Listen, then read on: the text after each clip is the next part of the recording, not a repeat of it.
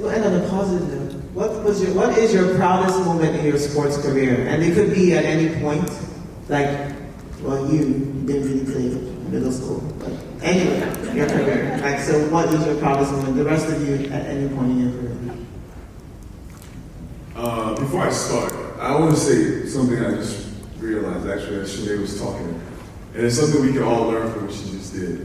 Is there is a pay disparity in women's sports. And she picked up her shovel and was like, all right, we gotta fix this. And the way that we can all relate to that is, we all complain and we say things about our country. We say a lot of stuff. I hear a lot of things, people talk about Nigerian Olympics, the men's team has stuff, but we all gotta pick up our shovel. You know, we talk about Nigerians are always late. Why can't we be the ones that start this new trend of us being on time? We have work to do. Oh, you know, they're not working on that one? No, but what I'm trying to say is... too much. Oh, too much on the side. But what I'm trying to say is, she saw a problem. There's a problem in her sport. There's a problem with the disparity in wages. And she said, I gotta get in here and figure out what's going on, what the problem is. And all of us together, this makes me so proud to be Nigerian, seeing all of you guys, man. Because we all talk about this. We're trying to figure out ways to come together to do stuff in Nigeria. But if we all come as a unit, they can't stop us, man. We can do big things. So for sure, and thank you guys so much for having me. Proudest moment. All right. Proudest moment. My proudest moment was, I think, getting drafted. There's an article when I was a senior in college, and the article was titled by ESPN, How Did I Get Here? And the article goes back to coming from Nigeria and everything I had to go through to get to America. And the reason why I started playing basketball in the first place, I didn't know anybody. I was just trying to figure it out. The first time I played with the basketball team, I found the team on the back of the newspaper in a small city up in Sacramento. So I didn't know anything about this. The first time I saw a basketball game, I went to watch the Lakers. My uncle took me, I was watching Kobe. And then I got drafted. The first game I played in the NBA was against Kobe. So God can do amazing things in your life, man. He's done it for me in my life. So that was my proudest moment. Emmanuel, let's hear from you. The proudest moment of my career. I was thinking about it, and I've never been asked that question before. I think the proudest moment of my career was my transition out of it.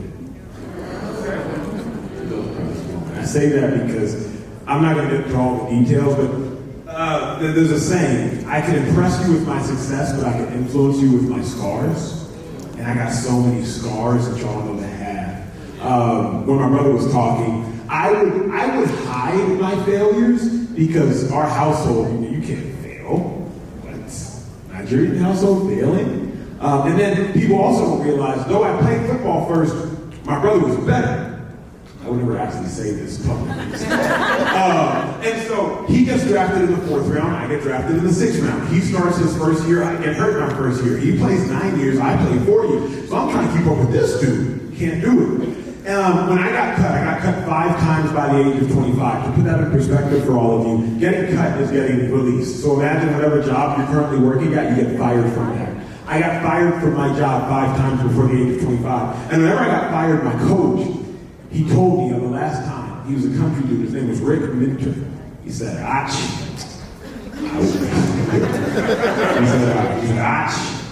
I wish I could buy stock in your future. I'm like, you just cut me. Why you said you wish you could buy stock in my future? He texted me 7 months ago, and all he said was, the stock price is too high.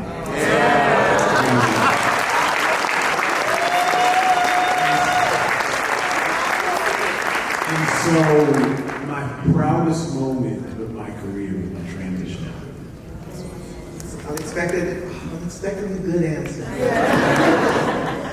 You make it hard for me to follow up. When you was, so my proudest moment, I was initially going to say when I got drafted, but just listening to you, it kind of, I was thinking about the time I actually got cut, my last time I got cut, and how pivotal it was for me, right? But I'm gonna stick with my initial dad. I'm gonna say my proudest moment.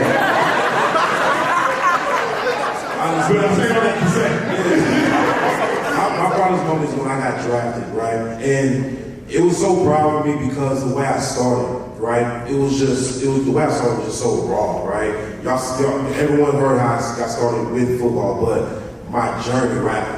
It was just, so in Texas we have A teams, B teams, right? Are you familiar with that? A teams, B teams. A teams are more like advanced players. B teams are what they call developmental. They just kind of just push you to the side, right? You know, give you a helmet, you know, just go out there and run around, right? So my whole, from 7, 8, 9, and 10, I was on B team for 4 years straight. Never ever touched the 18 field ever, right? Get to junior year, didn't start or anything like that. We were blessed enough to play 6 games deep into the playoffs, and that's kind of where I kind of got my start, right? And I made a name for myself. Come senior year, did really, really well. Did really, really well my senior year. Didn't get any offers. I didn't get any offers, right? But my faith was so strong. I wasn't, like, there could have been a university in my backyard. I would have suited up. You know, it was really like that for me. You know, and didn't get any offers. Didn't get any JUCO offers, nothing, didn't get anything. Come week 9, we had 10 weeks in the football season. Come week 9, I get a call from Louisiana Tech. They gave me an offer. Come signing day, Missouri and Texas A&M said, hey, if you hold out and these other people are trying to sign, don't sign, we want to sign, right? And I was like, nah, I'm going with who believes in me. I'm going to make a name for myself, right? So, and then my college career is just crazy. It was really crazy. But it was super proud because my house was literally my gym, right? My parents didn't invest in like weights and extra stuff like that. It was really like books, school. You know, that's really what my parents believed in. So I turned my house into a weight room, right? I remember like when I got drafted, I see my name come across it. I was staying in the kitchen where I used to do like agilities, you know what I mean? Push-ups, sit-ups, like. It was really like my gym, and see my name across it, I was just like, it was just very touching because I know how I started, and it was super rewarding. I just couldn't even put in words, right? So that was my project, to see my name come across there in the house where I cultivated the love of it and practiced my skills, and yeah, it was great. I shared it with my family too as well, so I'm my proudest moment. He did practice his skills. That was on me. I'd be like, my God, what's going on? Him and his little portable ladders going outside to the driveway. I'm just chilling, eating Cheetos, watching TV, not knowing that eventually it would be my turn. I know it's such an amazing thing to have an older sibling that plays a sport because regardless if you want to or not, siblings are competitive, naturally. I'm sandwiched in between 2 boys, right? Older sister, boy, girl, boy. And everything we did was competition, down to like eating pizza. I mean, this guy can eat. And he would load his plate up. And I'm like, I gotta load my plate up because if I don't, I'm not gonna eat tonight. You know? And for me, it was proud. I was a proud younger sister watching him get drafted because I understood his process. Now that I'm on the other side and I go out and I recruit players, you said it was week 9 that you picked up that offer? That means that they dropped somebody or somebody said no. But he still took that opportunity and he turned it into exactly what he wanted it to be. He manifested his own destiny. We all know we need one opportunity. We just need one door to open, and then what you do is what you do, what you make of it. Right? So it was probably watching it. One thing I want to leave y'all with is before I left for school, my uncle told me something, and it's like really like on my email headlines, it's still my tagline. It's how I go about life. It don't matter. It's not how you start. It's about how you finish. Right? It's a journey. So everyone out there, if you're going through tough times, you're going through a tough battle, you know, in the journey wherever you're trying to go to, it don't matter how you start. Right? If you gotta know exactly where you're going. It's hard to know like. Which road you're gonna go down to. It's really hard, but just keep the end in mind. You know, keep the end in mind where exactly you're going to. It doesn't matter how you start. It doesn't matter, you know, how many times you get knocked down. You gotta get back up, right? You gotta get back up. You're Igbo, you know, you're Igbo. Like you can get back up. You can do this. So that's one thing that really just fueled me through my whole career. I don't want to rush you guys. We're pressed for time, but I do want to hear your proudest moments in a few sentences. Sure, short and sweet. I can keep it simple. Like I said, the last 2 weeks, I'm trying to be quick. We're going in the middle of the WNBA season right now. Tomorrow I take a flight to go straight to practice, but it's always good to come back here and be with my people and my family. And prior to that, so I was in the WNBA season. I went to Vegas with the hopes of going to play with the Nigerian national team in Tokyo. That didn't happen, that didn't materialize. A blessing came. I worked the NBA draft on ABC, which was cool. But I guess when you ask about my proudest moment in my career, my career is so ongoing. And so I want to be able to bring a medal home with Nigeria in the next Olympics with my sisters. So like manifesting. And up until then, I would just say basketball is great, draft day is great. I had an amazing draft. I was drafted in the home arena where I was to play #1 after 2 years prior. My sister was drafted #1. I blacked out for like 30 seconds. She slapped me and said, go get your jersey. But like you say, I think Festus alluded to it. It's not those high moments, it's the low moments that you think of in those high moments. I had 2 major injuries. My second one, I was home here in Houston, Texas, couldn't walk for 6 weeks. And I would just wake up and watch CNN, and then I'd watch First Take, the sports show. I was just dabbling in broadcasting, not to know that the first game, and I learned that sports could end at any time, so I was like, I'm going to become a yes woman. Any opportunity, I'm going to say yes to it. First opportunity was going to work with the Pac-12 networks, and they said, we love your personality from Stanford, just come. I was interviewing mascots that can't talk. But I just had fun, and joy was important to me, not knowing where that would take me. And so, being at home after my injury by myself, hibernating, not being able to walk, watching CNN, watching First Take and Stephen A, talking, all that stuff. Not knowing that within the year, I would sign a deal to be the youngest broadcaster, before Acho, at ESPN. First black female NBA analyst, and then I could take it to in the Instagram. And so life just happened. And so I'm just saying, that was probably my proudest because I never thought a year later that while I couldn't literally walk, now my career is running.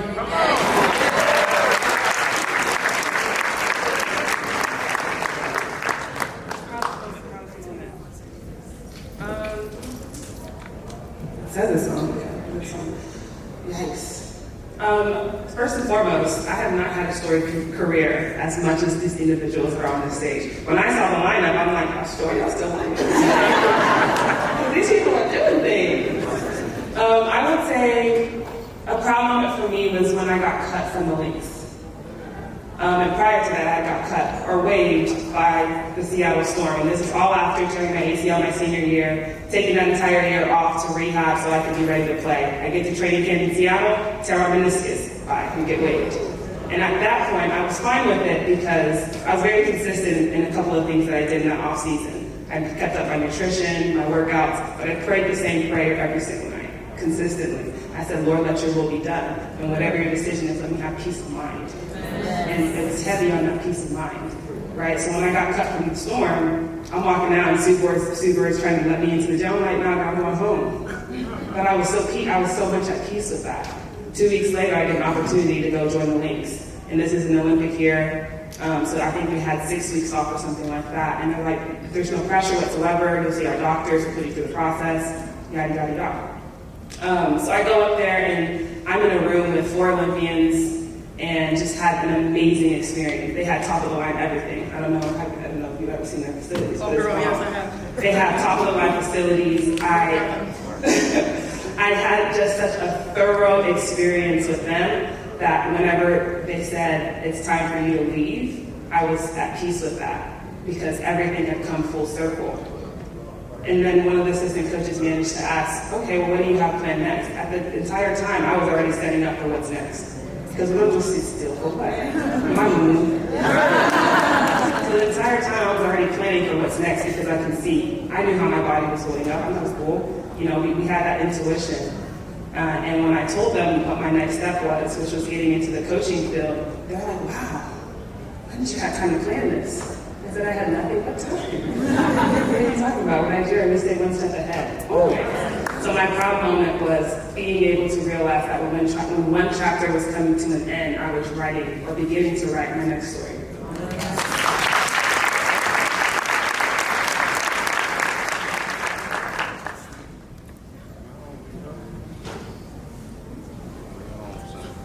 The one thing that's guaranteed in life is change. Nothing else in life is guaranteed. The one thing that we know will happen is change. I think what you're hearing and what I'm hearing is that you have to be able to take hold of it. Whenever those winds of change come, you grab it and you don't let go. You don't know where it'll take you. You don't know when it'll get you there, but you don't let go. A couple weeks ago, I was in Bristol, Connecticut for my first sports center, right? Right now, I just finished doing first take with Max and all those guys. Just finished doing, but it was in Bristol, first time ever, right? I just finished playing sound with ESPN, and I was at the hotel, and I was sitting, and they said, "Man, you look familiar. What's your last?" Yeah, Doubletree. So what's your name? He said, Sam Marshall. Oh, we were there with your brother last year at ESPN. He said, and I said, yeah, I thought that's my little brother. He said, man, I never would have thought he would have been where he is right now. And you know what I bet?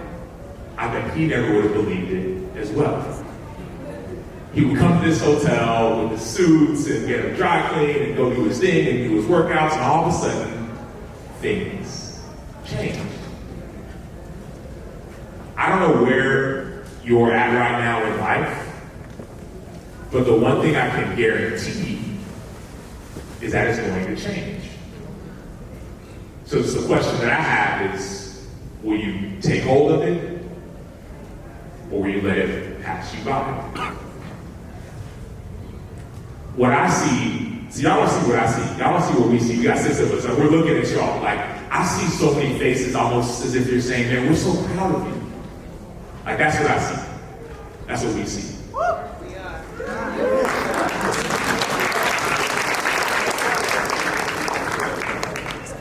But what we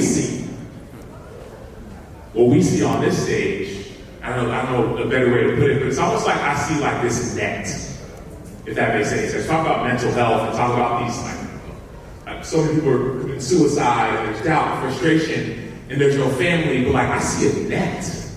Like, you know, I got those nets where you jump up and down, like there's no way to get through, there's no failing. Like I see this sea of family.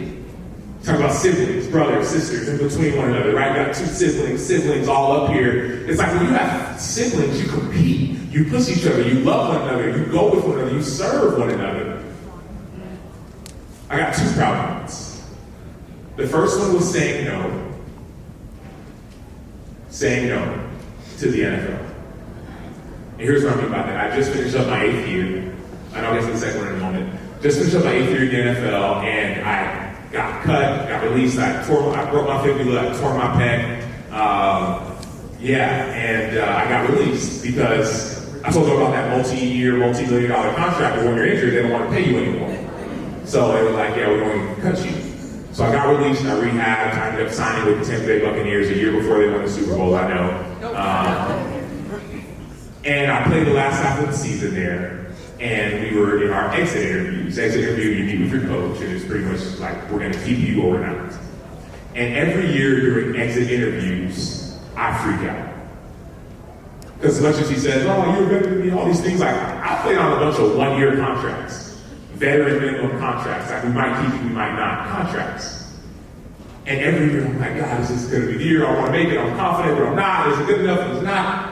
And I'm sitting outside of the coach's office. His name is Bruce Arians. He's the head coach. And I'm getting ready to walk in, and I'm freaking out like, are they going to keep me? Will this be the last time I ever played? And I just prayed. And as we all know, prayer is not just like this list of things that I want. It's a conversation.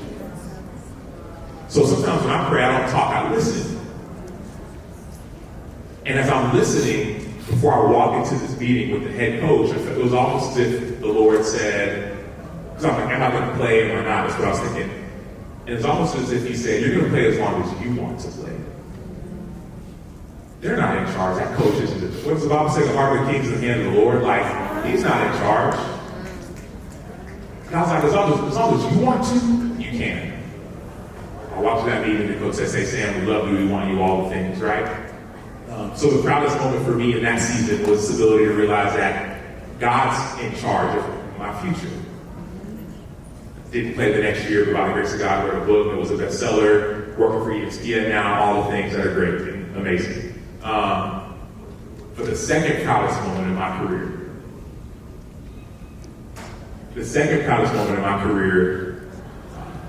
was being able to serve with my brother.